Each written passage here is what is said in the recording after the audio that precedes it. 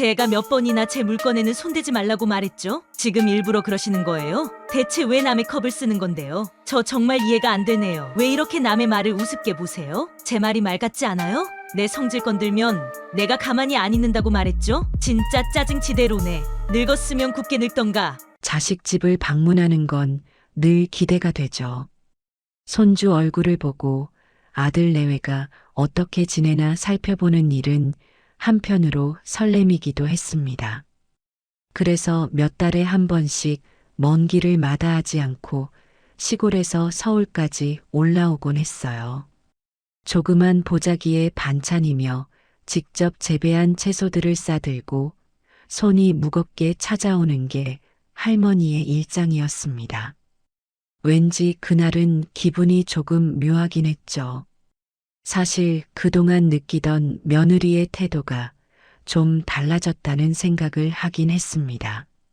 처음에 결혼하고 몇 해 동안은 살갑고 예의 바르다 여겼는데 어느 순간부터 눈빛이 다소 차가워 보였어요. 하지만 별다른 문제는 없으리라 스스로 위로했죠. 가끔 사람 기분이라는 게 그런 게 아닐까, 그렇게 넘겨버리고 싶었어요. 그래도 이날만큼은 살짝 걱정이 들었습니다. 아들의 집에 도착하니 문을 열고 나온 건 손자였어요. 외투를 들어주며 밝게 웃어주는 손자 모습에 괜스레 마음이 풀렸습니다. 짧은 인사 뒤에 거실로 들어섰죠. 그런데 며느리가 TV를 보면서도 제대로 눈길을 주지 않았습니다. 왔어요? 단 한마디만 툭 내뱉는 게 어쩐지 어색했죠. 하지만 일단 왔으니 반찬을 건네주고 손주가 좋아한다는 간식도 열심히 챙겨주었습니다. 그날 식사 준비는 이미 다 끝나 있더군요. 오늘은 식사하러 오신 거죠? 묻는 말투가 마치 식사만 하고 가라는 뉘앙스로 들렸습니다. 그래도 할머니는 웃으면서 그럼 같이 밥 먹자 하고 대답했어요. 아들도 뭔가 어색해 보이긴 했지만 별다른 말을 하진 않았습니다. 거실 테이블 위에 반찬이며 국이며 가지런히 놓여 있었습니다. 양도 충분했고 반찬 종류도 꽤 다양해서 고맙다고 생각했죠. 그런데 밥을 먹으려고 하다 보니 목이 살짝 말라 물 한 잔 마시고 싶었어요. 싱크대 쪽을 둘러보니 컵이 정리되어 있었는데 제일 앞쪽에 투명한 유리컵 하나가 유독 눈에 띄었습니다. 평소에 아들이 어머니 전용 컵이라며 따로 챙겨두던 바로 그 컵이었죠. 할머니는 아무런 망설임 없이 그 컵을 집어들었어요. 그러다 잠깐 멈칫하게 됐습니다. 아들이 먼저 다가오더니 조용히 속삭였죠. 엄마, 그 컵 혹시 안 쓰시는 게 좋을 것 같아.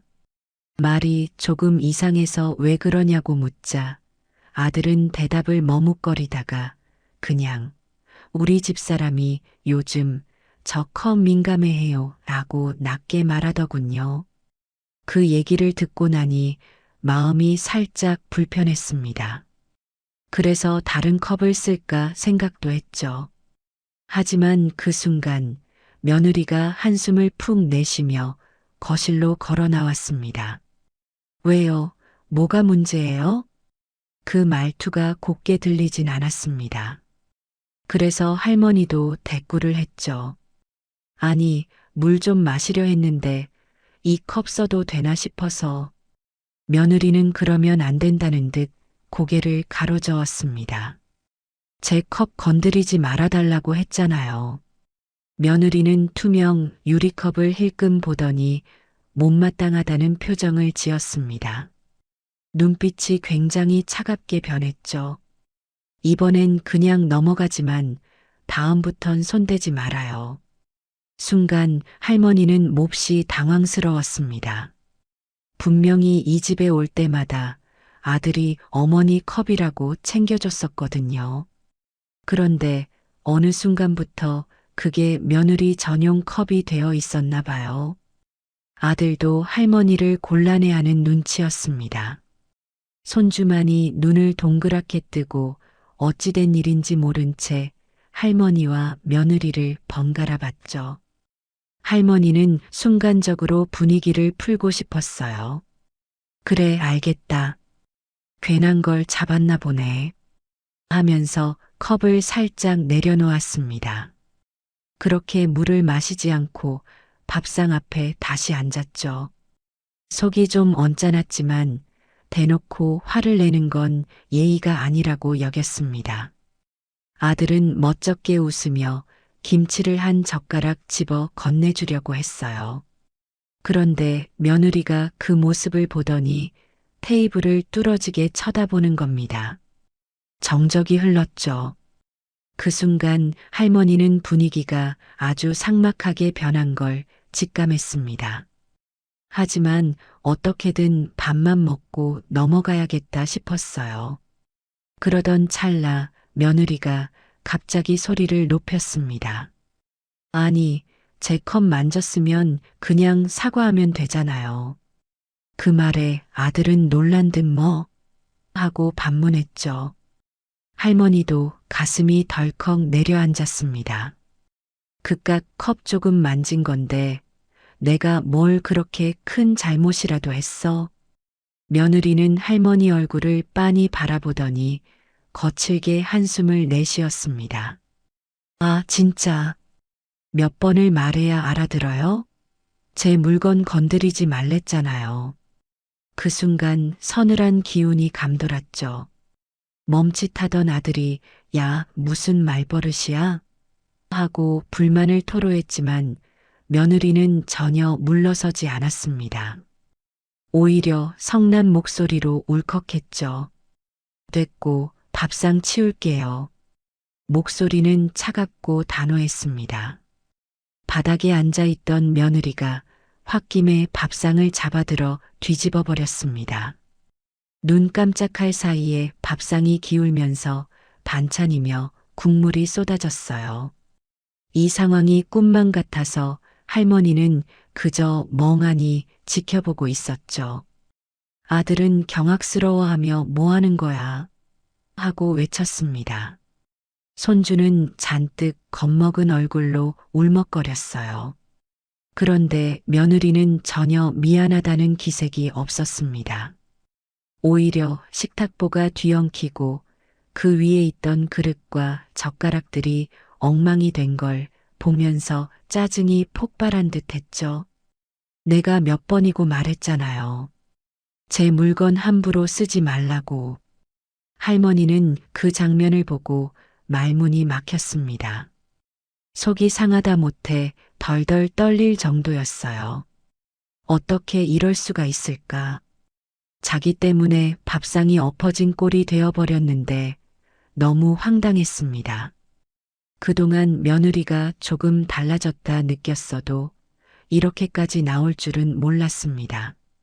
아들은 바닥에 굴러다니는 그릇을 정리하려다 며느리를 향해 언성을 높였습니다. 너 제정신이야? 어머니가 우리 엄마야. 무슨 컵 하나 썼다고 이 난리를 쳐. 하지만 며느리는 전혀 동요하지 않았어요. 그저 그래서 뭐 어쩌라고요. 전 이미 기분 다 상했거든요 하고 쏘아붙였습니다. 할머니는 더 이상 이 자리에 있을 수 없겠다 싶었죠. 손주의 눈물을 본 순간 마음이 뭉클했지만 더 머물렀다가는 괜히 아이에게 안 좋은 모습만 보일 것 같았습니다. 그래서 조용히 자리에서 일어났죠. 나갈 테니 걱정 말아라. 짧게 말하고 문 쪽으로 향했습니다. 아들이 따라오려 하자 할머니는 손을 내저으며 말했어요. 아무 말하지 마. 그냥 좀 두어. 지금은 아무 말도 듣고 싶지 않았습니다. 아들도 그 울컥하는 분위기를 느끼고는 더 붙잡지 않았어요. 그리고 며느리는 끝내 모른 척 고개를 돌렸습니다. 그렇게 할머니는 황급히 집을 나섰습니다. 현관문을 닫고 나서야 겨우 숨을 몰아쉬었어요. 온몸이 떨렸습니다. 평생을 살아오면서 이런 모욕을 받아본 적이 없었죠. 그렇다고 당장 며느리 앞에서 똑같이 소리 지르고 싸우고 싶지는 않았습니다. 다만 억울하고 서러운 마음이 크게 치밀어 올랐어요. 한동안 아파트 복도에 서서 감정을 추스르고 나니 그저 씁쓸했습니다. 그 길로 곧장 시골 집으로 돌아가려 했지만 마음이 너무 복잡했죠. 일단 가까운 찻집에라도 들어가 차를 마시며 진정해야겠다 싶었습니다. 역 근처 작은 카페에 들어가 붕어빵 같은 간식을 팔길래 사 먹었죠. 그러면서 천천히 생각해 봤습니다. 이대로 눈 감고 넘어가야 할까? 지금까지는 아들과 손주에게 도움이 되길 바라며 재산이며 땅 문서며 거의 다 아들 앞으로 돌려놓은 상태였어요. 하지만 오늘 같은 일을 겪고 보니 이게 과연 옳았나 싶었습니다. 며느리 태도가 이런 식이라면 내가 아무리 뒤에서 지원해 준다고 해도 좋은 소리는커녕 문전박대만 당하겠다는 생각이 들었어요. 그래서 마음이 단단해졌습니다.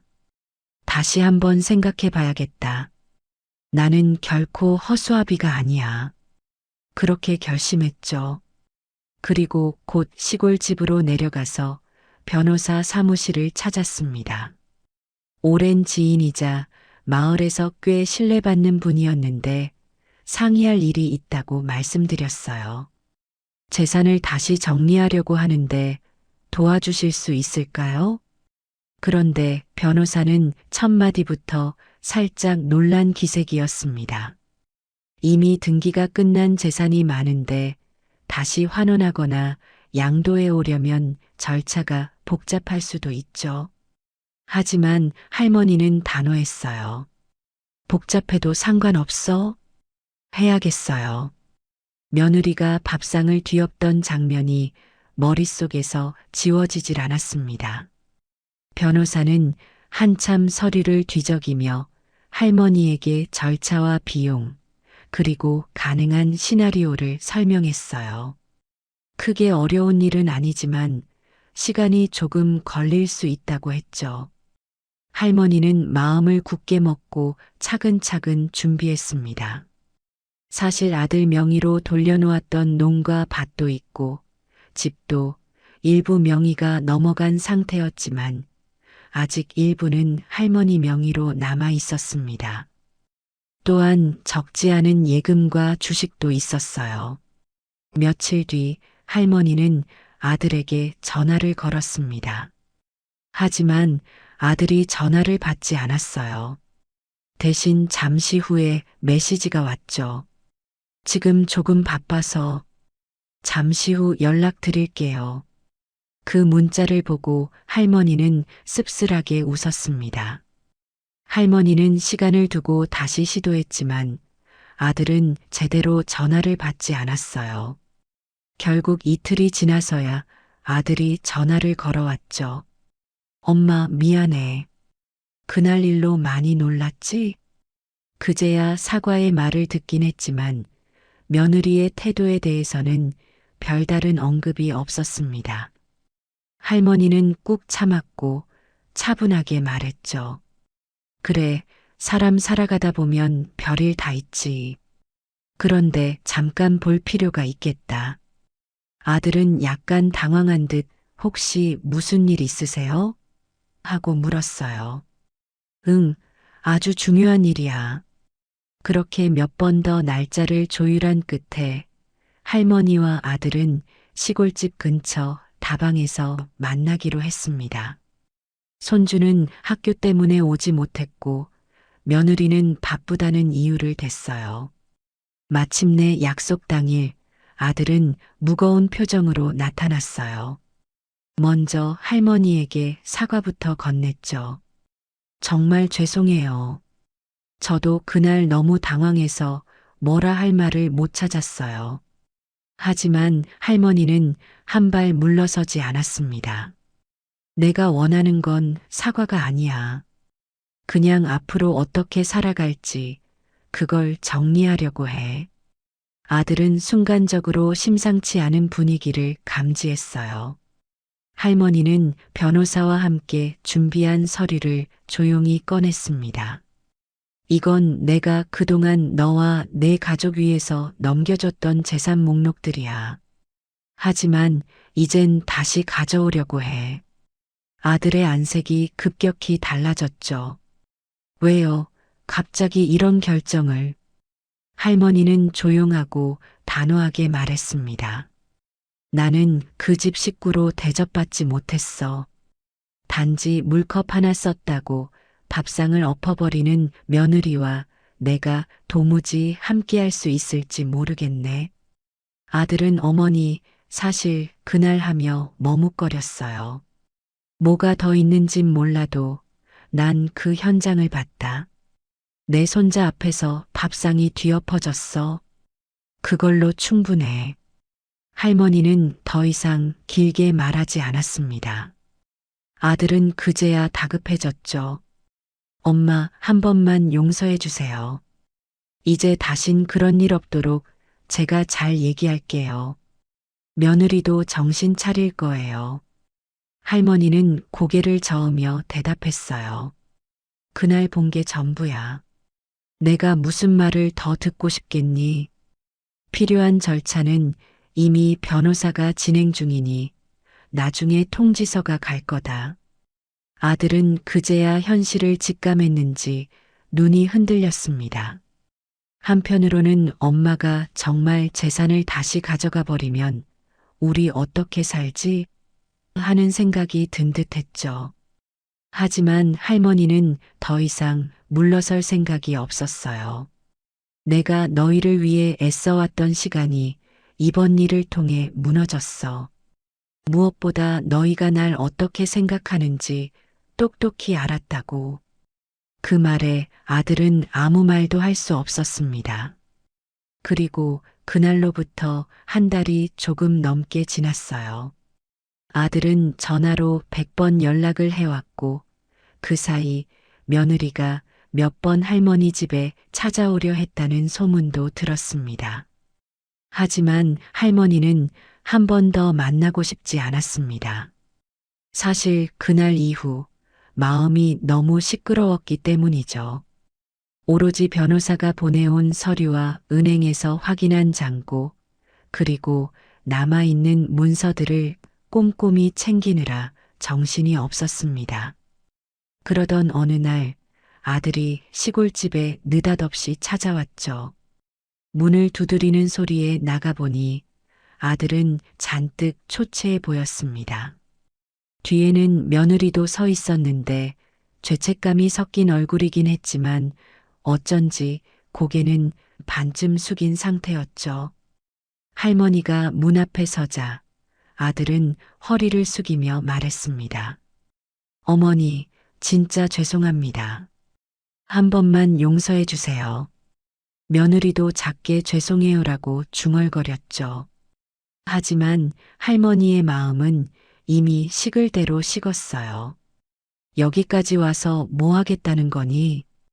어쩌면 이번이 마지막 기회일지도 모른다는 생각이 스쳤지만 할머니는 그 마음을 꾹 눌렀습니다. 아들은 다시 한번 간절히 말했죠. 우리 정말 반성하고 있어요. 이제 어머니를 다시 모시고 싶어요. 제발 재산을 가져가시지 말고 조금 더 시간을 주세요. 그 말에 할머니는 깊게 한숨을 내쉬었어요. 재산을 가져가고 안 가져가고가 아니라 사람으로서 서로 기본 예의는 지켜야지.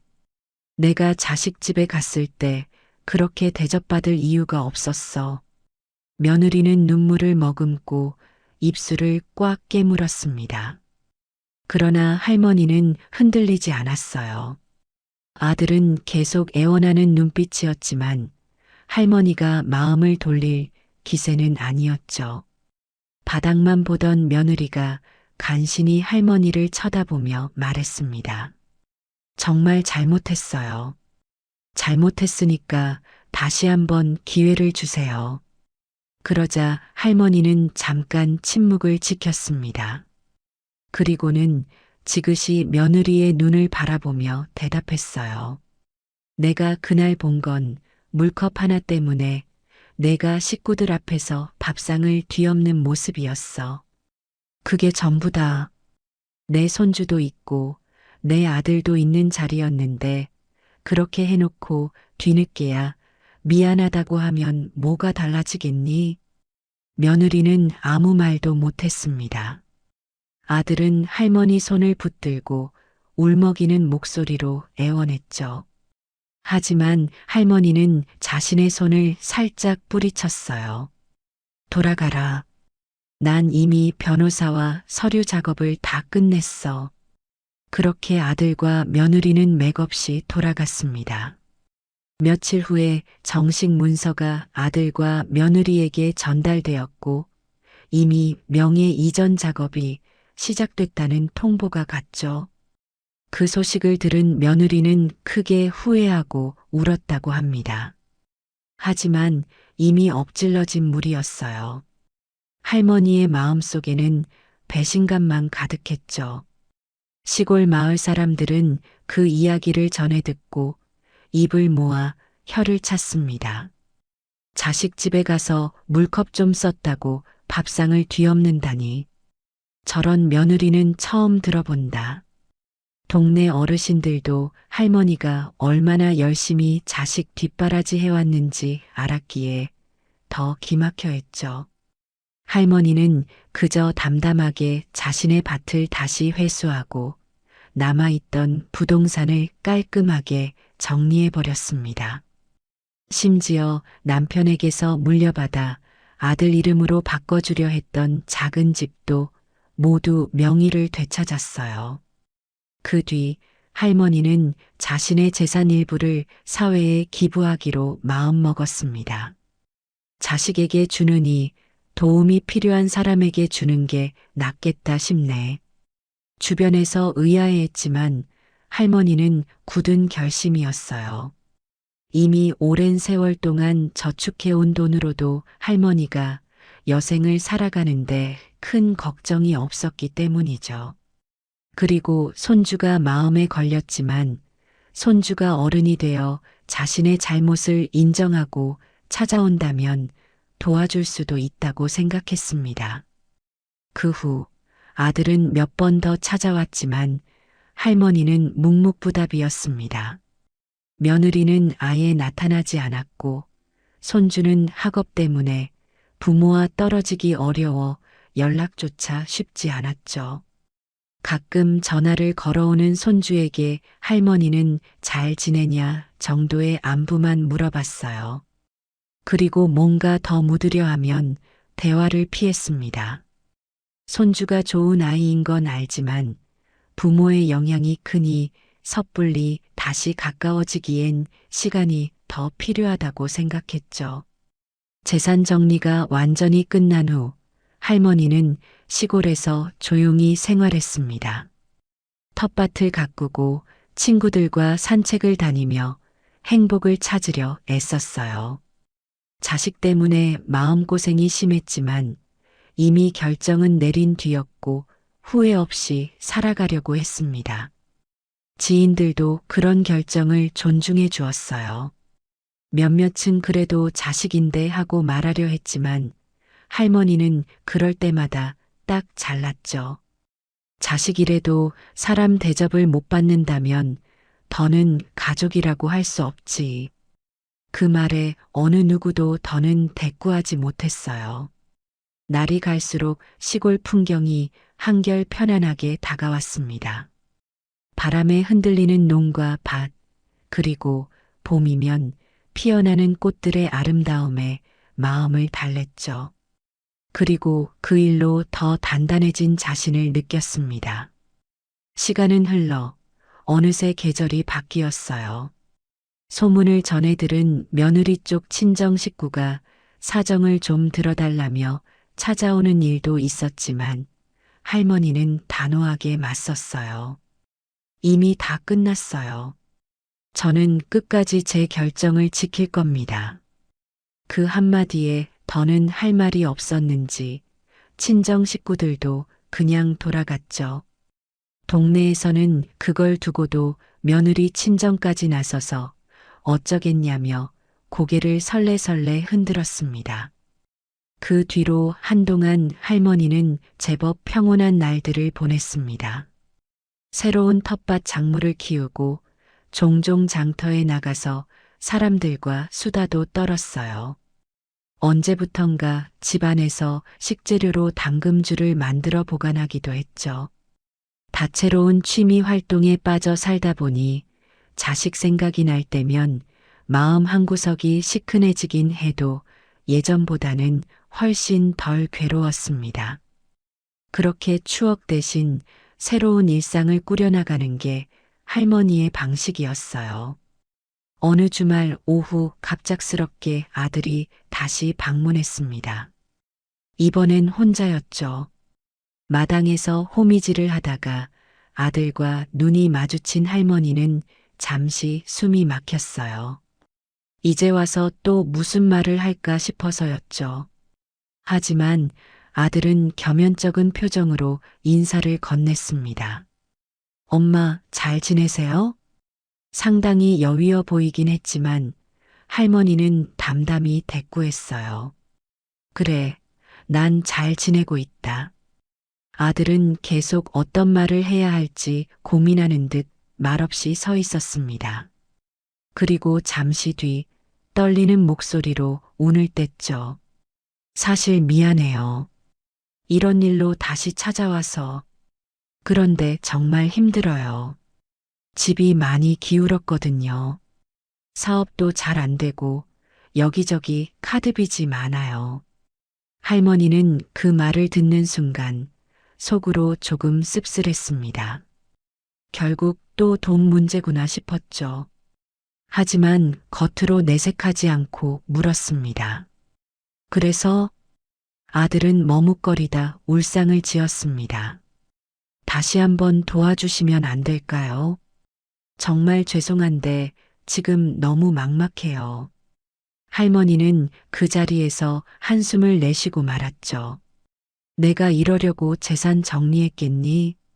그날 이후로 너희 식구가 날 어떻게 대했는지 난 아직 잊지 못했다. 아들은 고개를 떨군 채 아무 말도 하지 못했습니다. 한참을 침묵하던 할머니가 추가로 말을 이어갔어요. 내가 도와주더라도 그게 정말 의미가 있을까?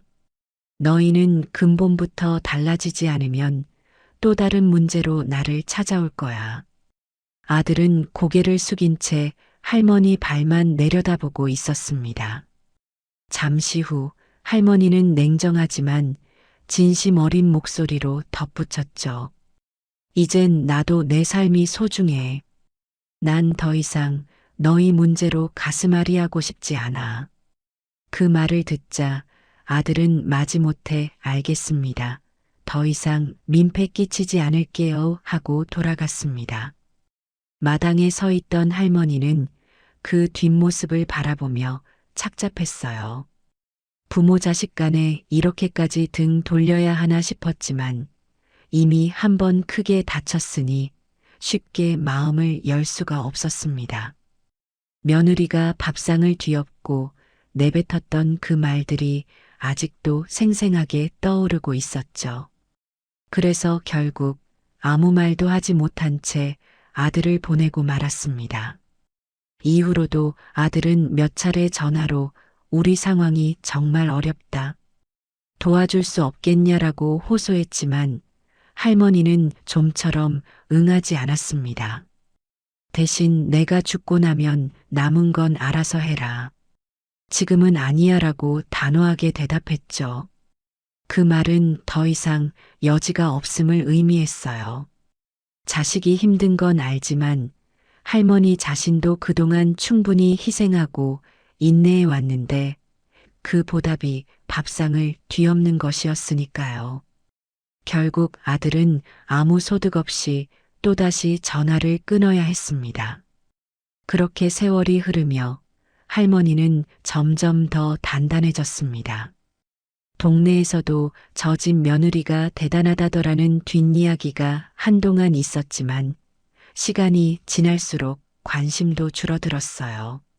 사람들은 할머니는 이제 자유롭게 사는 게 맞다고 생각했죠. 할머니도 이 나이에 사람과 불화로 쏙 썩기보다는 내 마음 편하게 사는 게 최선이라고 여겼습니다. 가끔 손주가 보고 싶어도 지금은 조금 거리를 두는 게 낫겠다 생각했어요. 그러다 어느 날 손주가 방학을 맞아 시골집을 찾아왔습니다. 문 앞에 서 있는 모습을 본 할머니는 마음이 흔들렸죠. 손주는 조금 자라서 키가 더 커 있었고 예전보다 성숙해 보였어요. 할머니, 보고 싶었어요. 그 한마디에 할머니는 잠시 가슴이 울컥했지만 감정을 누르며 집 안으로 들였습니다. 손주는 할머니의 정원이며 텃밭을 둘러보며 연신 감탄했어요. 할머니가 이거 다 가꾸신 거예요? 너무 대단해요. 할머니는 조용히 고개를 끄덕였죠. 마음속에선 저 아이는 무슨 죄가 있을까 싶으면서도 부모의 뜻에 따라 자랐을 테니 복잡했습니다. 그래도 손주의 맑은 눈동자를 보니 미소가 번졌어요. 손주는 한참을 집을 둘러보다가 마루에 앉아 말했습니다. 할머니 사실 여기 오기 전에 많이 망설였어요. 엄마랑 아빠가 절 데려오고 싶지 않아 했거든요. 할머니는 살짝 놀랐습니다. 그래, 왜? 손주는 고개를 숙이다가 작게 말했어요. 할머니가 요즘 우리 집에 실망하셨다는 걸 알아요. 그리고 그게 다 엄마 탓이잖아요. 할머니는 무겁게 입을 다물었어요. 손주가 이런 상황을 인지하고 있다는 게 조금 안쓰러웠죠. 그래서 부드러운 목소리로 말했어요. 넌 아무 잘못 없어. 그냥 내가 건강하게 자라면 돼. 손주는 갑자기 눈물을 글썽였습니다. 그래도 우리 엄마가 잘못했다는 건 알아요. 그리고 그걸 할머니가 여전히 용서하지 않으시는 것도 이해해요. 할머니는 손주의 여린 마음이 걱정됐습니다. 하지만 이미 벌어진 일에 대해서 할머니가 할 수 있는 건 많지 않았죠. 결국 할머니는 손주 손을 살포시 잡고 조용히 달래주었습니다. 그렇게 잠깐의 시간을 보낸 뒤 손주는 할머니 집에서 하룻밤을 묵어가고 싶다는 뜻을 내비쳤어요. 할머니는 흔쾌히 허락했습니다. 저녁 식사를 함께 차려 먹고 텔레비전을 보며 옛날 이야기를 조금 나눴죠. 손주는 할머니 밥상이 너무 맛있다며 몇 번이나 밥을 더 먹겠다고 했습니다. 어쩌면 그 순간 할머니는 오랜만에 가족다운 따뜻함을 느낀 것 같았어요. 그러나 그 마음 한구석에는 여전히 아들과 며느리에 대한 상처가 남아 있었습니다. 손주가 돌아가야 할 시간이 되자 할머니는 조심스럽게 물었죠. 너 돌아가면 엄마 아빠가 뭐라고 하진 않을까? 손주는 고개를 저으며 오히려 환하게 웃었어요. 괜찮아요. 제가 꼭 오고 싶다고 했어요. 할머니는 손주의 머리를 쓰다듬으며 당부했습니다. 부모님께 불만이 있더라도 내가 버팀목이 되어주면 좋겠구나. 어른들의 싸움에 휘말리지 말고 너의 길을 지켜야 해. 손주는 고개를 끄덕였죠. 그날 밤 할머니는 오랜만에 평온한 마음으로 잠이 들었습니다. 손주와 함께한 소소한 하루가 너무나 소중하게 느껴졌어요. 그 뒤로도 손주는 방학 때마다 종종 혼자 내려와 할머니를 찾았습니다. 며느리나 아들은 한 번도 할머니 집에 같이 오지 않았죠. 어쩌면 서로 자존심 때문에 머뭇거리는 것 같았지만 할머니 입장에선 오히려 그게 편했습니다. 그래도 손주와는 그나마 평화로운 관계를 이어갈 수 있었거든요. 며칠 간격으로 할머니와 통화를 하면서 서로 안부를 챙기기도 했습니다. 그렇게 몇 해가 지나 손주는 고등학교를 졸업할 무렵이 되었어요. 수능이 끝난 뒤 한동안 여유가 생긴 손주는 시골집에 두어 달 정도 장기간 머무르겠다는 계획을 세웠습니다. 할머니는 내심 기뻤습니다. 하지만 곧이어 아들이 전화를 걸어왔죠. 엄마, 손주가 내려간다는데 거기서 그렇게 오래 있으면 안 될 것 같아서. 아들은 여전히 긴장된 목소리였습니다. 그동안 며느리와의 관계는 여전히 악화된 상태였고 재산 문제로도 갈등이 많았다고 해요. 할머니는 그저 내 사정은 알겠지만 아이가 오겠다는데 내가 막을 이유는 없구나 하고 답했죠. 아들도 더 이상 강하게 반대하지 못했습니다. 정작 며느리는 손주가 시골행을 원망스러워하는지 직접 통화를 시도하지도 않았어요. 결국 손주는 시골에 내려와 할머니와 함께 살면서 다양한 경험을 했습니다. 들판을 누비며 농작물 돌보는 걸 돕고 장터에 나가 직거래도 배워봤죠. 할머니, 여기는 공기도 맑고 사람들도 참 정겹네요. 손주가 그렇게 말할 때마다 할머니는 어느새 굳었던 표정이 조금씩 풀리는 걸 느꼈습니다. 마음 깊은 곳에 쌓여있던 응어리가 조금씩 풀리는 기분이었어요. 그러나 며느리와 아들의 태도가 완전히 변한 건 아니었습니다. 가끔 손주를 데리러 오겠다며 전화를 걸어오긴 했지만 결국 서로 신경전만 벌일 뿐이었죠. 할머니는 사려 깊게 아이가 여기서 공부도 하고 인터넷 강의도 들어가며 잘 지내고 있다라고 설명했어요. 아들은 꺼림칙해하면서도 이미 자신의 입장이 약해진 터라 심하게 반대하지 못했습니다. 며느리는 여전히 전화 한 통 없었고요. 시간은 또 흘러 손주는 대학에 합격했고 할머니는 축하 잔치를 열어주었습니다. 동네 주민들을 초대해 작은 잔치집처럼 꾸미며 손주의 앞날을 응원했죠. 그 순간에도 며느리는 모습을 비추지 않았습니다. 아들은 문득 전화를 해서는 정말 축하해. 엄마가 잔치까지 해줄 줄은 몰랐네 하고 말했죠. 할머니는 내 손주가 잘 되는 걸 보는 게 얼마나 뿌듯한 일인데 하고 대답했어요. 이제 할머니는 재산 대부분을 정리했지만 전혀 후회가 없었습니다. 오히려 속이 시원했죠.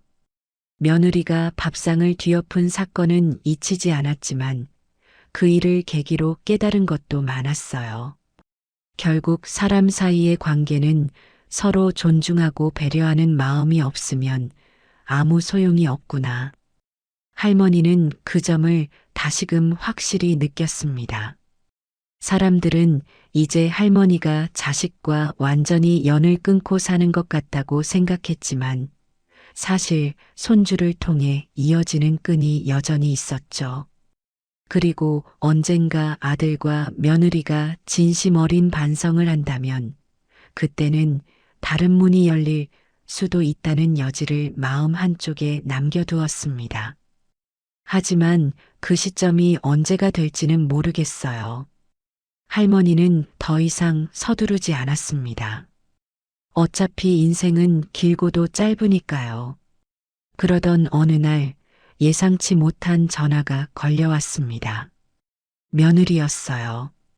할머니는 살짝 당황했지만 전화를 받았습니다. 어머니 저예요. 잘 지내셨나요? 그 목소리는 조금 떨리고 있었죠. 잠시 정적이 이어졌어요. 할머니는 차분히 말을 꺼냈습니다. 웬일로 전화했니? 잘 지내니? 며느리는 한참을 머뭇거리다 조용히 말했죠. 사실 저 그날 일 정말 후회하고 있어요. 그날 일이라는 건 물컵 때문에 밥상을 뒤엎었던 바로 그 장면이겠죠. 며느리는 울먹이며 계속해서 말했습니다. 제가 그땐 너무 예민했어요. 스트레스도 많았고 어머니와 함께 지내는 게 부담스러워서. 그런데 그걸 그렇게 표출했던 게 정말 잘못이었어요. 죄송해요. 그 순간 할머니 마음은 말로 표현하기 힘든 복잡함이 몰려왔습니다. 너무 늦은 사과 아니냐는 생각과 그래도 전화해줬다는 안도감이 섞였죠. 하지만 할머니는 쉽게 용서해줄 마음은 생기지 않았습니다. 그래도 무작정 화를 내고 끊을 수도 없었어요. 그래서 솔직하게 대답했습니다. 그날 일이 내 머릿속에서 지워지지 않는구나. 자식 집에 갔다가 내 물건을 쓴 것도 아니고 내 물건이라 해서 그깟 컵을 만졌는데 밥상을 뒤엎는 건 좀 심했다. 며느리는 울먹이며 네, 맞아요. 정말 죄송해요라고 중얼거렸습니다. 그리고 이내 저도 용서받기 힘들다는 거 알아요. 그래도 이렇게 살아가는 게 너무 후회스럽고 답답해서 한 번만 이야기라도 들어주셨으면 했어요 라고 말했죠. 할머니는 가볍게 한숨을 내쉬었어요. 그래, 나도 너를 외면하고만 싶진 않아. 하지만 이전처럼 돌이킬 수 있을 거라곤 기대하지 말았으면 좋겠구나.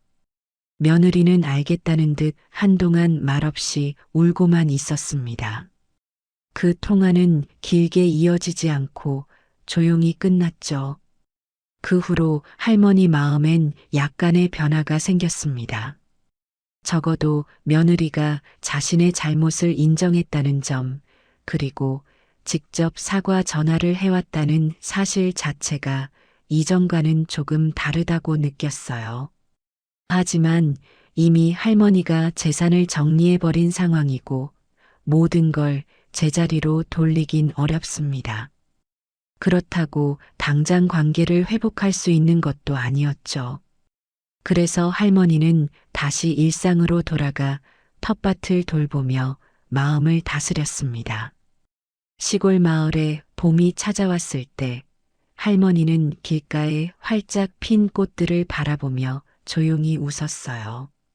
그 사건으로 인해 여러 관계가 흔들렸지만 그래도 언젠가는 마음을 열 수 있을지도 모른다는 희미한 기대가 생겼습니다.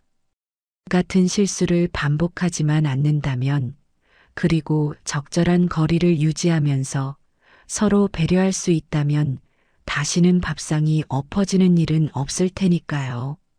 물론 며느리가 밥상을 엎어버렸던 그날의 충격은 영영 잊히지 않겠지만 할머니 인생에서 가장 큰 전환점이 되었다는 점만은 확실했습니다.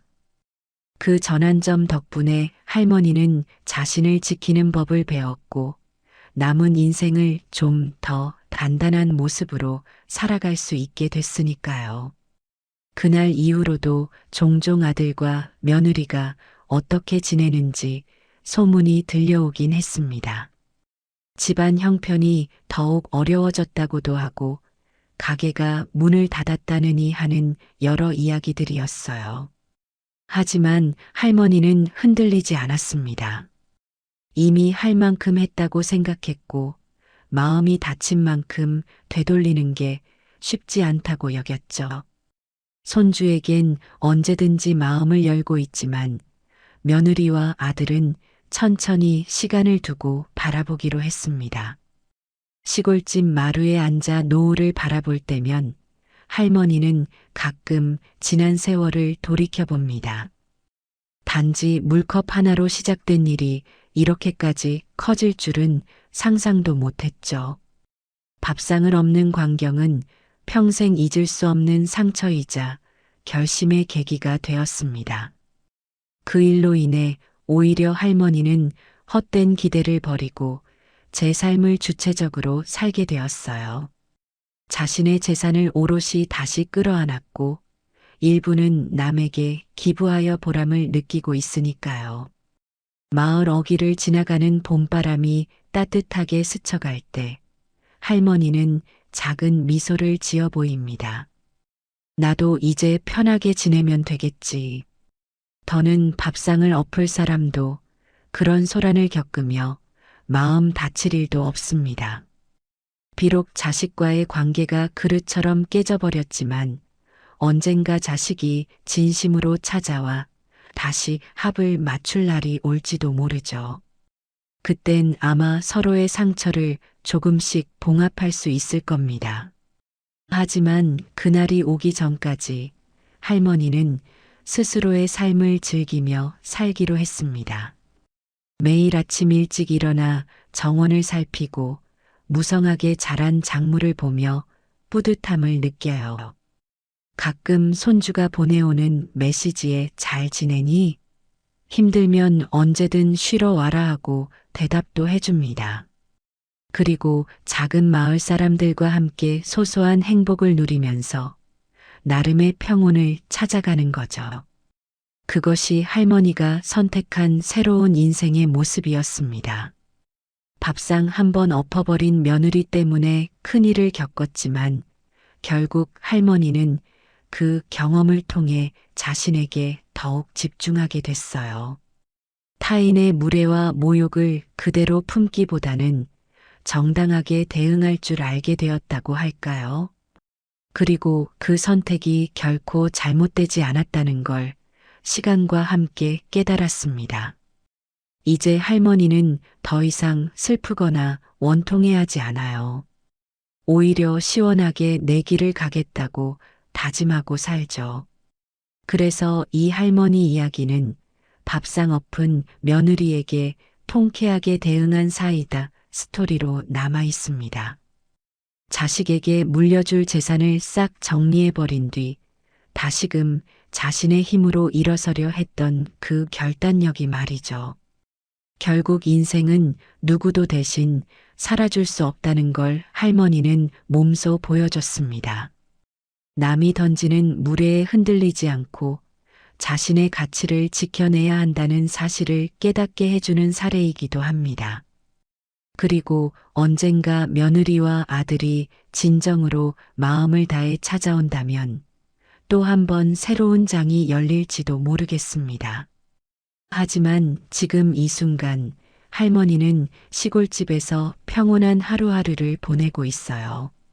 흐드러지게 피어나는 들꽃들 사이로 걸어다니며 바람이 전해주는 봄의 소리를 들으며 미소를 지어 보입니다.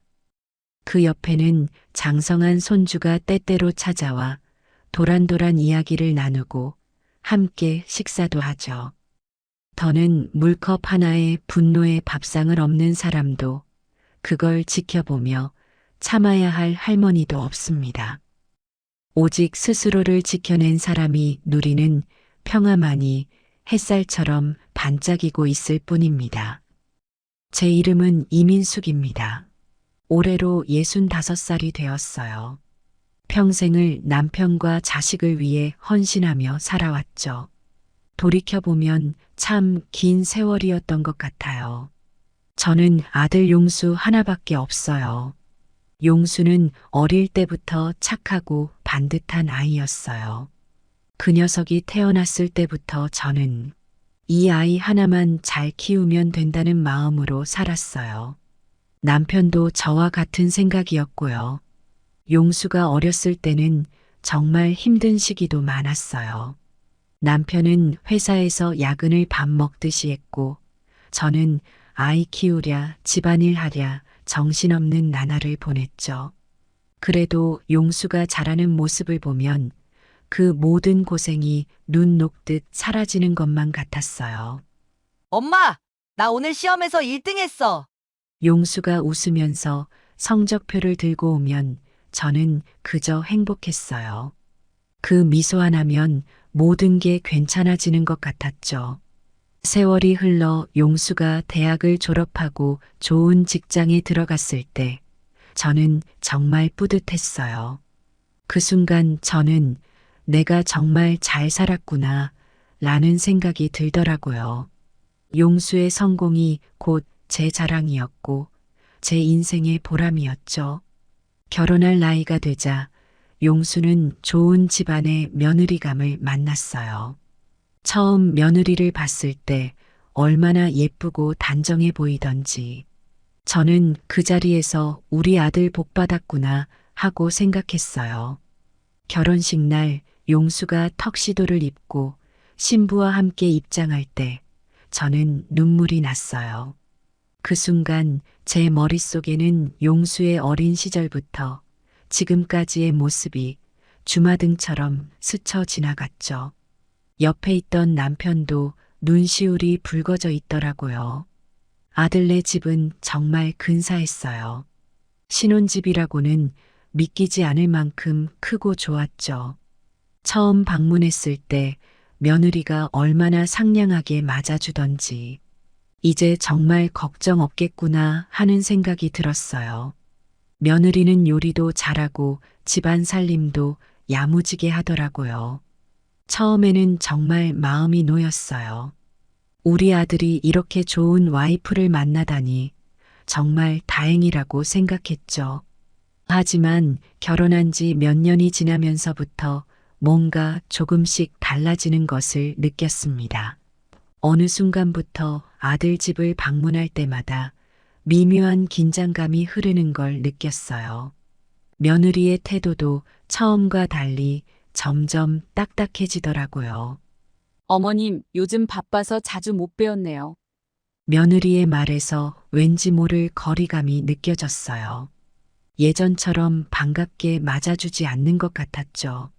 아들은 여전히 착하고 성실했지만 이상하게도 며느리와의 사이에서 벽이 생긴 것 같았어요.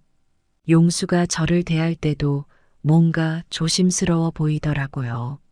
마치 제가 불편한 손님이 된 것 같은 느낌이 들었죠. 그래도 저는 스스로를 위로했어요. 나이 차이 때문에 그럴 거야. 젊은 사람들의 생활 방식이 다르니까 그렇겠지. 하지만 마음 한구석에서는 불안감이 자라고 있었죠. 그렇게 세월이 흘러갔어요. 저는 여전히 아들과 며느리, 그리고 손주들을 위해 최선을 다했어요. 명절 때마다 음식을 준비하고 아플 때면 달려가 간호도 했죠. 그게 제가 할 수 있는 최선이라고 생각했으니까요. 하지만 점점 더 소외되는 느낌을 지울 수가 없었어요. 제가 준비한 음식을 며느리가 싫어하는 것 같아 보이고 제 걱정이 그들에게는 간섭으로 느껴지는 것 같았죠. 그래도 저는 포기하지 않았어요. 언젠가는 이해해주겠지 하는 희망을 품고 계속 노력했죠. 그렇게 시간이 흘러갔어요. 어느 날 오후 용수에게서 전화가 왔어요. 엄마, 이번 주말에 시간 괜찮으세요? 아버지랑 같이 우리 집에 와서 하룻밤 묵고 가시면 어떨까요? 그 말을 듣는 순간 제 마음이 얼마나 설렜는지 몰라요. 오랜만에 아들이 먼저 연락해서 초대하다니 정말 기분이 좋았죠. 그래, 좋지. 아버지한테 말해볼게. 전화를 끊고 남편에게 이 소식을 전했어요. 남편도 흔쾌히 동의했죠. 주말이 다가오자 저는 들뜬 마음으로 준비를 했어요. 무엇을 가져갈까 고민하다가 손주들이 좋아하는 과자와 간식거리를 샀죠. 옷도 깔끔하게 골라 챙겼어요. 오랜만에 아들 집에 가는 거니까 좋은 모습을 보여주고 싶었거든요. 버스를 타고 가는 동안 저는 계속 설레는 마음을 진정시키려 노력했어요. 아들이 이제 우리를 챙기려고 하는구나 하는 생각에 마음이 뭉클해졌죠. 용순의 아파트에 도착하자 아들이 나와서 우리를 맞이했어요. 엄마, 아버지 오셨어요. 어서 들어오세요. 용수의 목소리에서 반가움이 느껴졌어요. 며느리도 현관에 나와 인사를 했죠. 집 안으로 들어서니 맛있는 음식 냄새가 났어요. 며느리가 정성스럽게 저녁을 준비한 게 보였죠. 어머님, 아버님 좋아하시는 갈비찜 해놨어요. 맛있게 드세요. 며느리의 말에 저는 감동받았어요.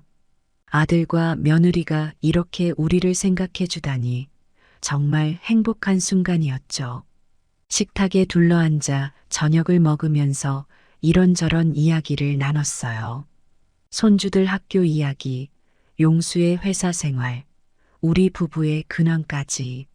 오랜만에 가족이 모여 따뜻한 대화를 나누니 정말 좋더라고요. 식사가 끝나고 거실에 앉아 TV를 보면서 담소를 나눴어요. 손주들과 함께 보드게임도 하고 옛날 이야기도 했죠.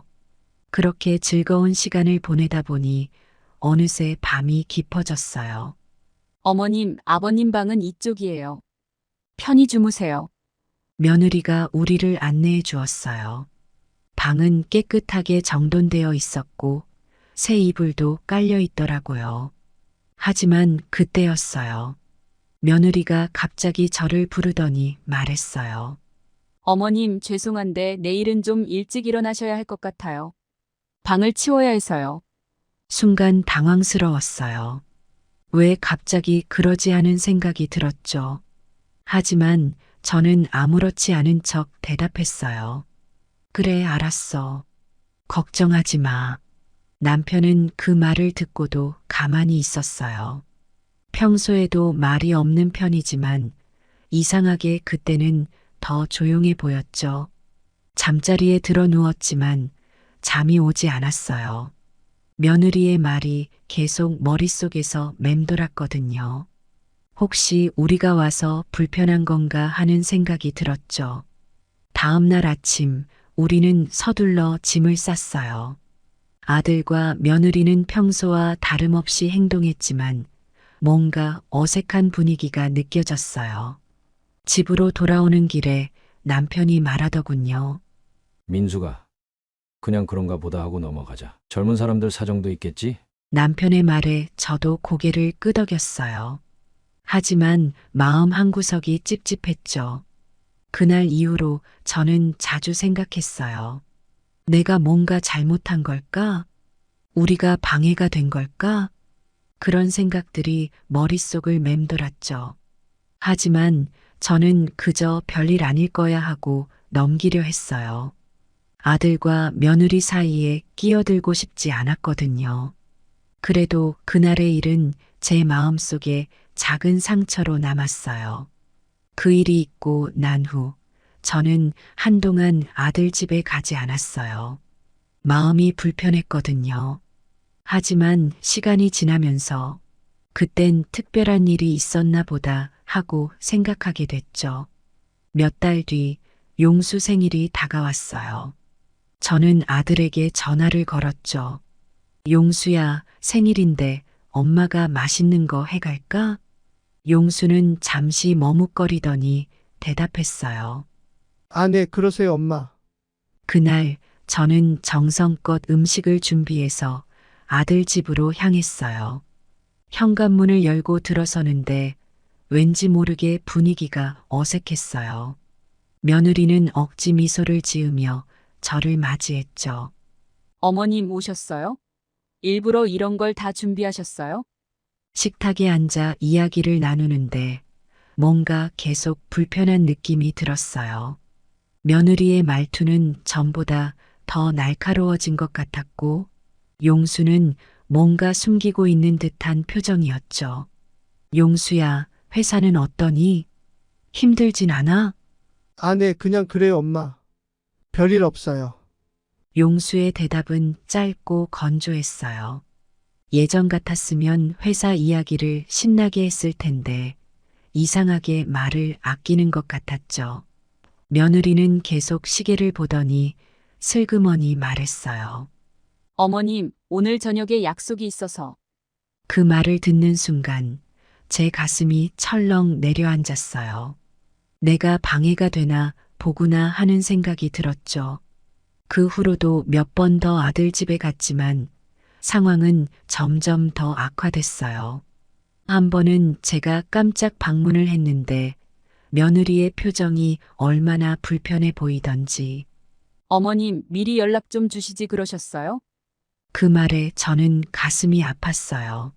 점점 저는 눈치를 보게 됐어요. 전화를 걸 때도 방문할 때도 망설이게 됐죠. 내가 방해되는 건 아닐까 하는 생각이 계속 들었어요. 남편은 이런 상황을 보면서도 별다른 말을 하지 않았어요.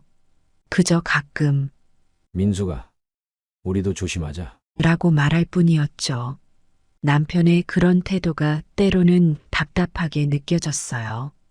왜 아무 말도 안 하지 하는 생각이 들었죠. 어느 날 저는 남편에게 물었어요. 여보, 우리가 뭘 잘못한 걸까? 왜 우리를 이렇게 대하는 걸까? 남편은 잠시 생각하더니 대답했어요. 글쎄, 젊은 사람들의 생각이 우리와는 다르겠지. 그냥 우리가 좀 더 조심하면 되지 않겠어? 그 말을 듣고 저는 더욱 혼란스러웠어요.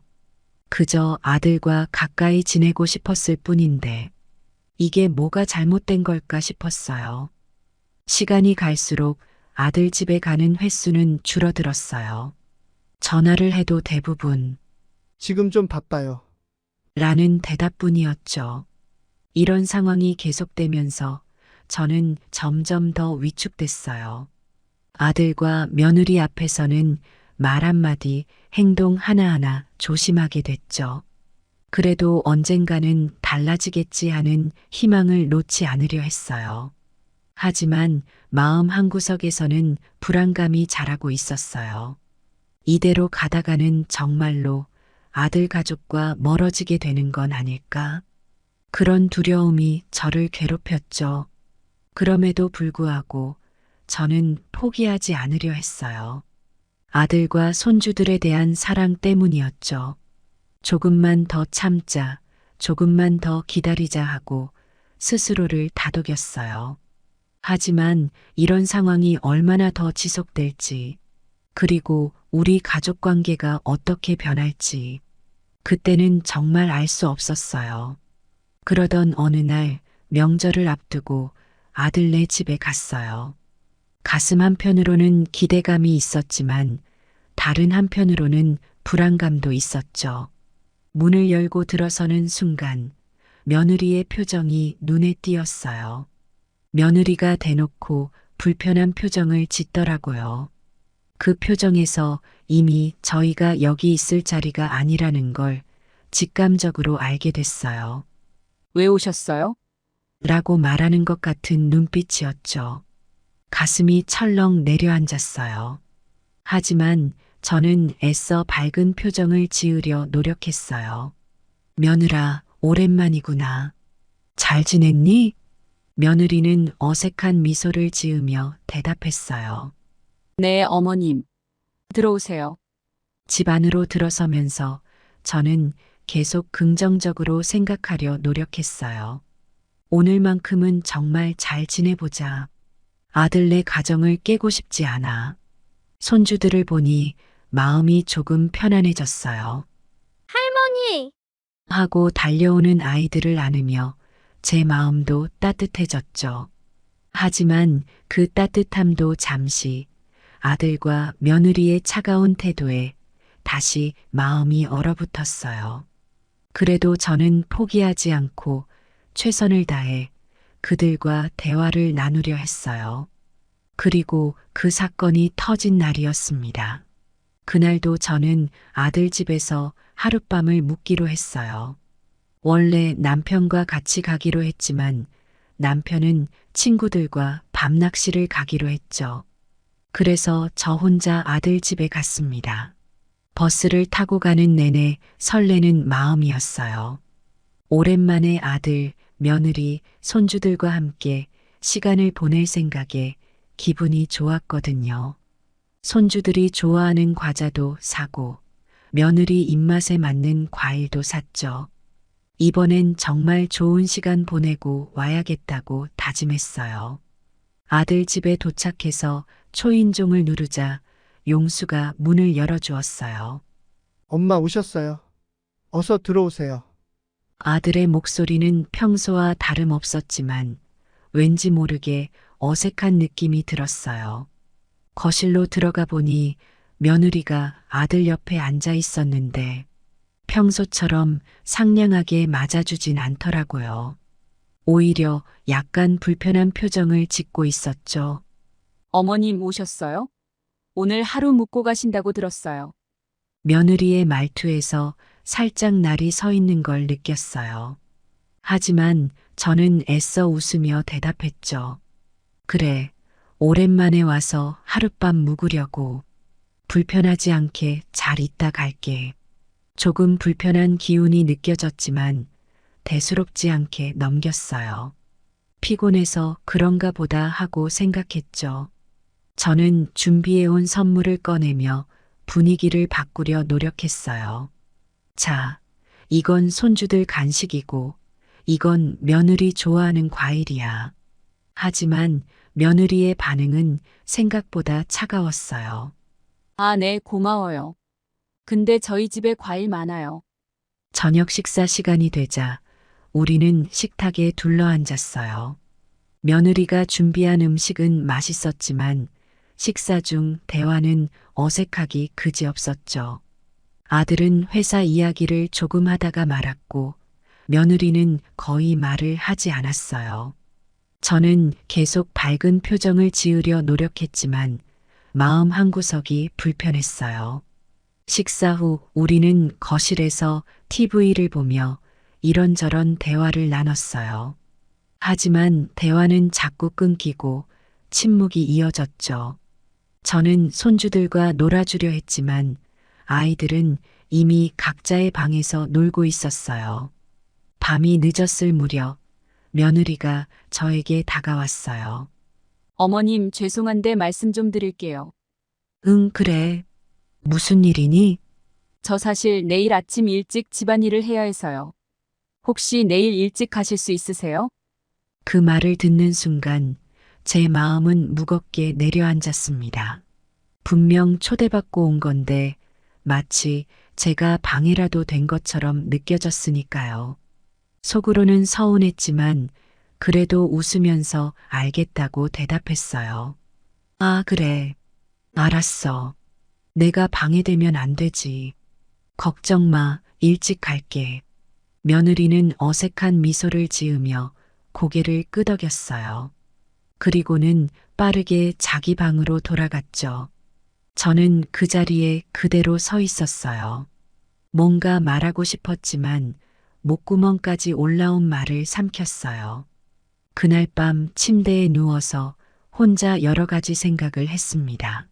내가 너무 눈치 없었나? 며느리한테 부담을 준 걸까? 그동안 쌓여있던 작은 일들이 스쳐 지나갔죠. 마음 한구석이 무겁고 답답했습니다. 남편이 함께 왔더라면 어땠을까 싶었지만 남편은 지금 친구들과 낚시를 하고 있을 테니 그냥 내일 아침에 조용히 집으로 가는 게 맞다고 생각했어요. 하지만 잠이 오질 않았어요. 계속해서 며느리의 말과 표정이 떠올랐고 아들이 아무 말도 하지 않았던 것도 마음에 걸렸어요.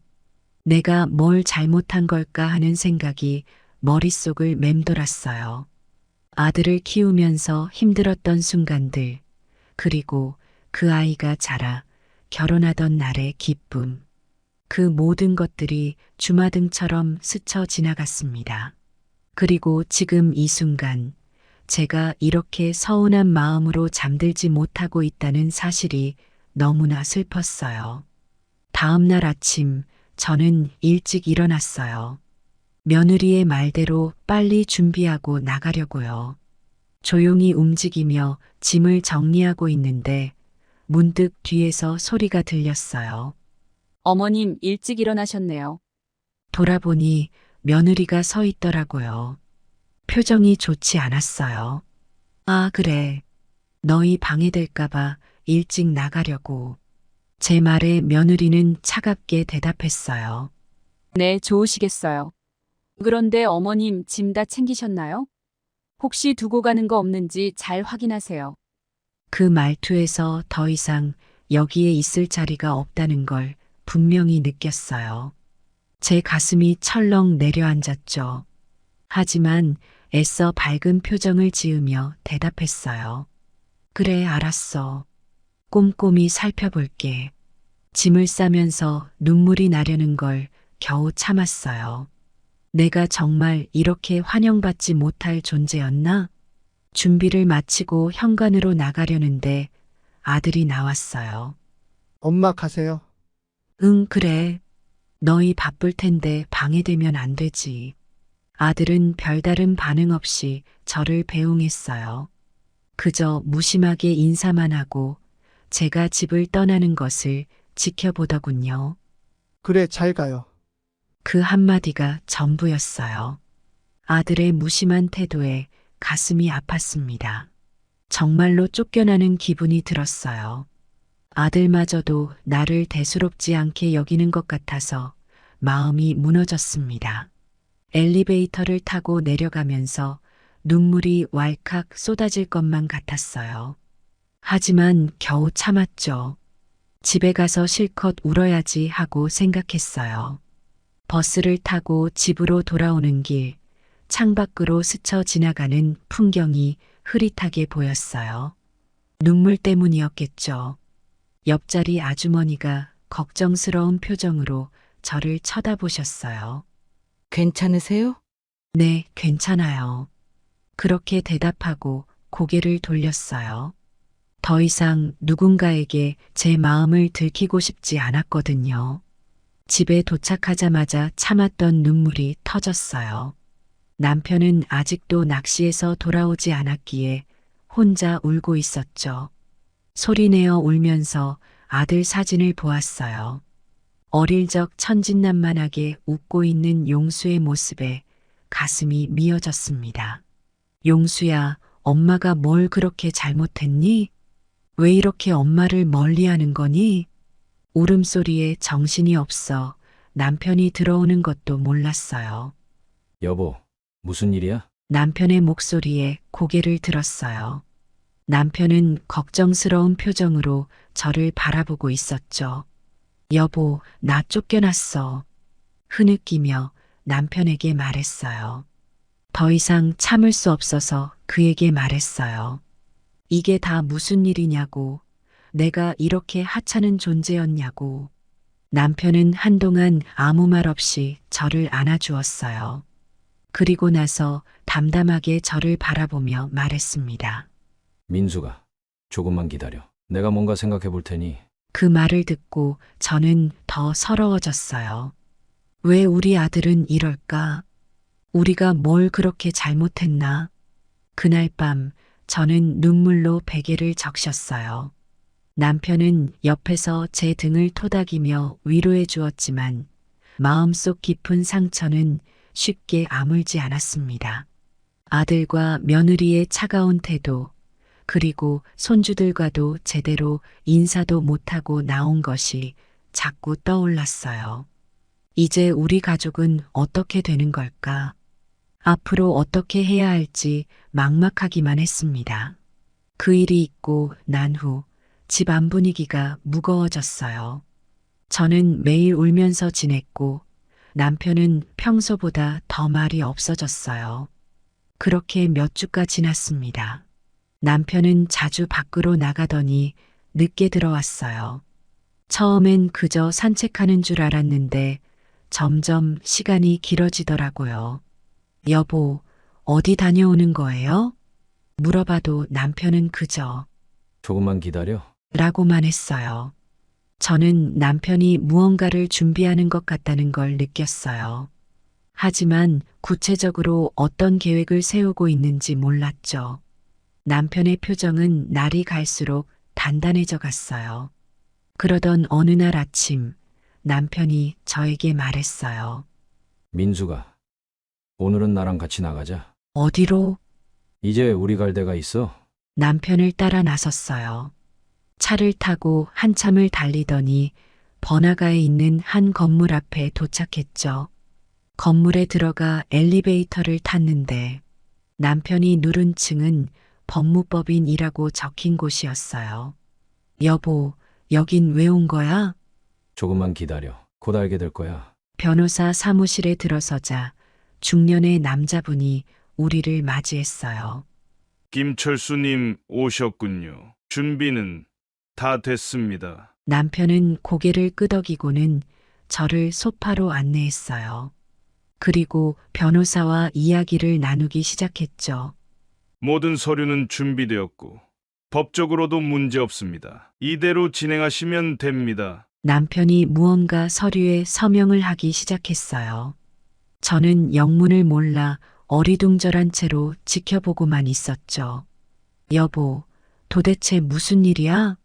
남편이 천천히 입을 열었어요. 민수가, 나 결심했어. 우리 아들 용수에게 줄 유산을 전부 정리해서 다른 곳으로 넘기기로 했어. 순간 제 귀를 의심했어요. 뭐, 무슨 소리야? 용수한테 줄 재산을 다 정리한다고?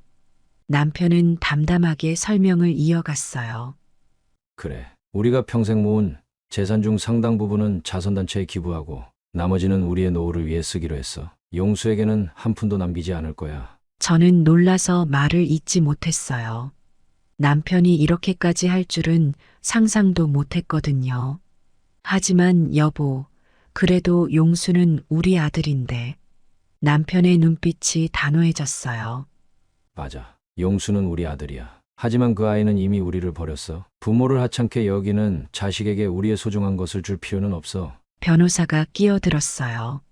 김철수님, 이렇게 하시면 아드님과의 관계가 완전히 틀어질 수 있습니다. 한 번 더 생각해 보시는 게 어떨까요? 하지만 남편은 고개를 저었어요. 이미 충분히 생각했습니다. 제 결정은 변하지 않을 겁니다. 그렇게 모든 서류 작업이 끝났어요.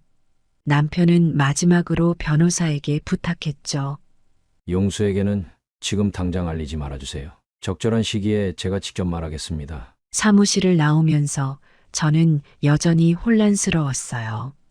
여보, 정말 이래도 괜찮은 거야? 용수가 알면 얼마나 상처받을지. 남편은 제 손을 꼭 잡았어요. 민수가, 이게 우리가 할 수 있는 유일한 방법이야. 용수에게 교훈을 주고 우리의 존엄성을 지키는 거야. 그날 이후로 남편은 더욱 단호해졌어요. 용수에게 전화가 와도 받지 않았고 만나자는 요청도 모두 거절했죠.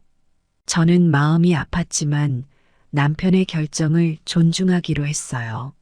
몇 주가 지나고 남편의 부탁으로 용수에게 변호사 편지가 갔나 봐요.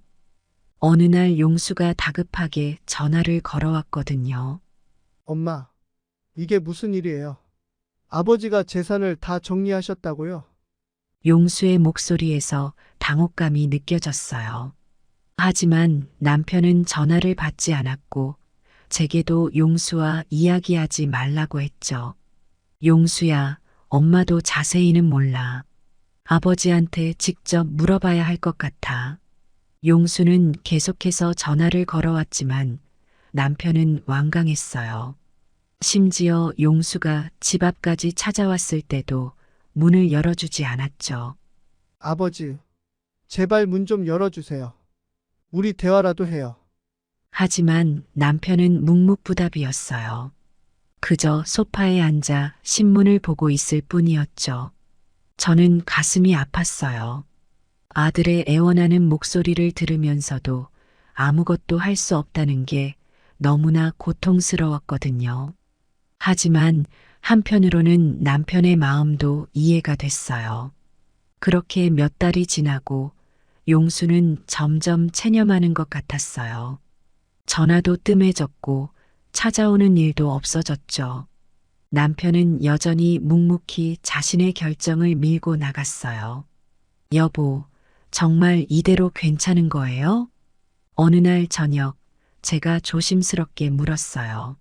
남편은 잠시 생각에 잠기더니 대답했어요. 민수가, 이게 우리가 용수에게 줄 수 있는 마지막 가르침이야. 부모를 공경하는 마음이 얼마나 중요한지, 그리고 자신의 행동에는 반드시 결과가 따른다는 걸 알게 해주는 거지. 그 말을 듣고 저는 눈물이 났어요. 남편의 사랑이, 그리고 아들에 대한 실망감이 얼마나 큰지 느낄 수 있었거든요. 이제 우리 가족의 미래가 어떻게 될지 아무도 모르겠어요. 하지만 한 가지 확실한 건 남편의 이 묵묵한 복수로 인해 우리 모두가 큰 교훈을 얻게 되었다는 거예요. 남편의 결정이 알려지면서 우리 마을에 큰 파문이 일었어요. 처음에는 소문으로 삼삼오오 퍼지다가 나중에는 모두가 아는 이야기가 되었죠. 철수 씨가 정말 그렇게 했다고? 대단한데. 맞아. 나는 그 정도 결단력이 없을 것 같아. 요즘 같은 세상에 그런 부모가 어디 있겠어? 사람들의 반응은 대부분 긍정적이었어요. 특히 우리 또래 노인들은 남편의 행동을 크게 지지했죠. 평소에 과묵하고 무뚝뚝했던 남편이 이런 결정을 내렸다는 게 놀랍다는 반응도 많았어요. 철수 씨가 말은 없어도 속이 깊은 사람이었구만. 역시 말보다 행동이 중요하지. 이웃들이 우리 집에 찾아와 위로의 말을 건네기도 했어요. 얼마나 마음이 아프셨어요. 하지만 잘하신 거예요. 용수 녀석도 이제 정신 차리겠죠. 이런 반응들을 보면서 저는 묘한 감정이 들었어요. 한편으로는 우리의 결정이 옳았다는 확신이 들었지만 다른 한편으로는 아들 용수가 걱정되기도 했죠. 그러던 어느 날 용수에게서 편지가 왔어요. 떨리는 손으로 편지를 펼쳤는데 그 안에는 용수의 깊은 반성의 마음이 담겨 있었어요. 아버지, 어머니, 정말 죄송합니다. 제가 얼마나 어리석고 이기적이었는지 이제야 깨달았습니다. 부모님의 사랑과 희생을 당연하게 여겼던 제 자신이 부끄럽습니다. 편지를 읽으면서 눈물이 흘렀어요. 아들도 결국 깨달은 거예요.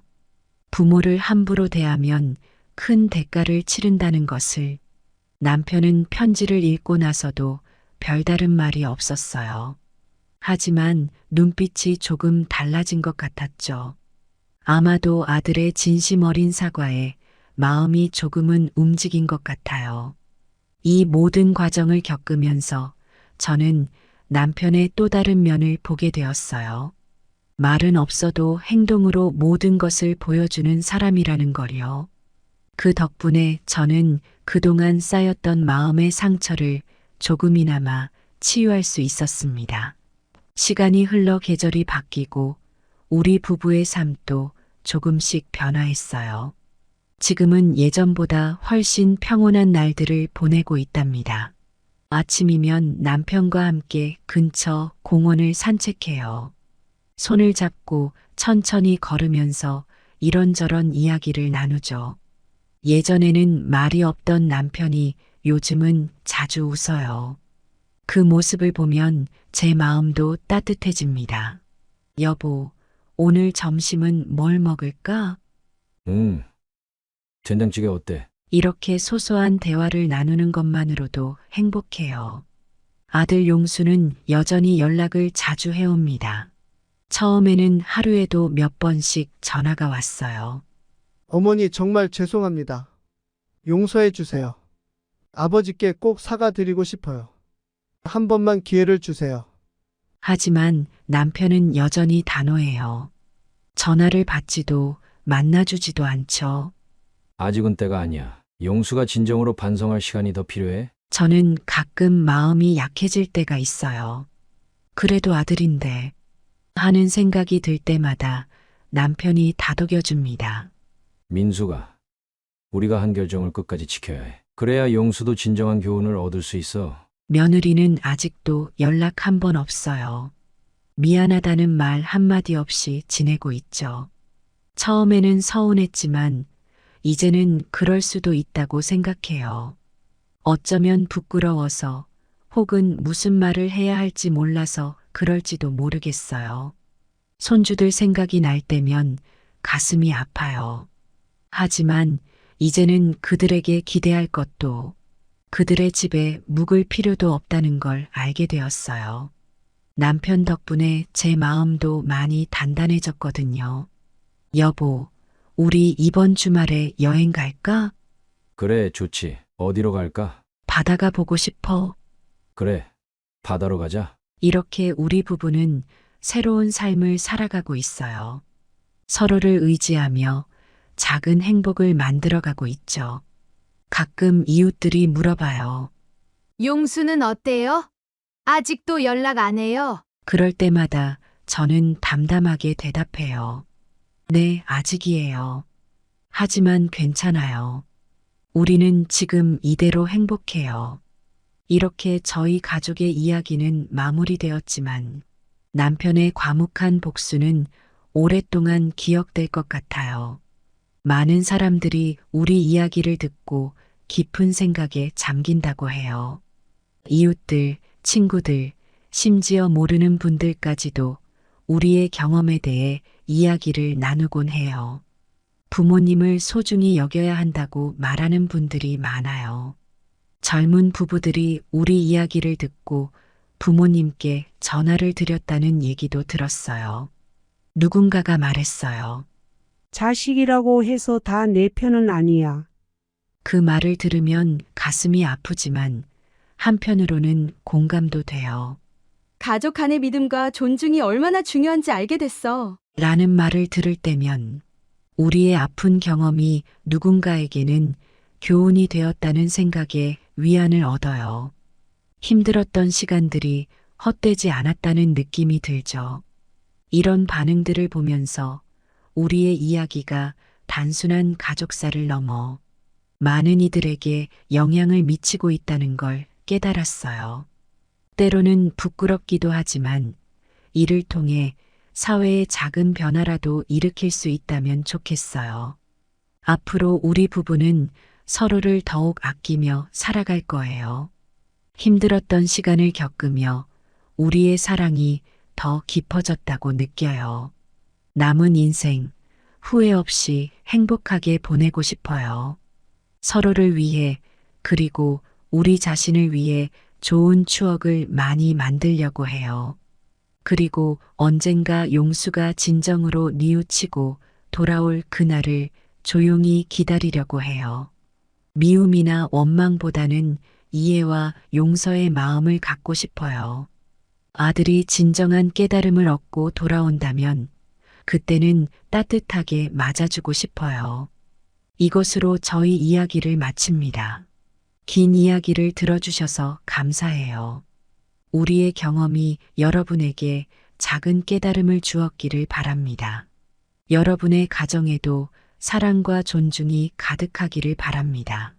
그리고 부모님의 사랑을 당연하게 여기지 않았으면 좋겠어요. 부모님의 사랑은 무한하지만 그 시간은 유한하다는 걸 항상 기억해 주세요. 마지막으로 모든 부모님들께 감사의 마음을 전합니다. 여러분의 사랑과 희생이 우리 사회를 지탱하는 힘이 된다는 걸 잊지 마세요. 감사합니다.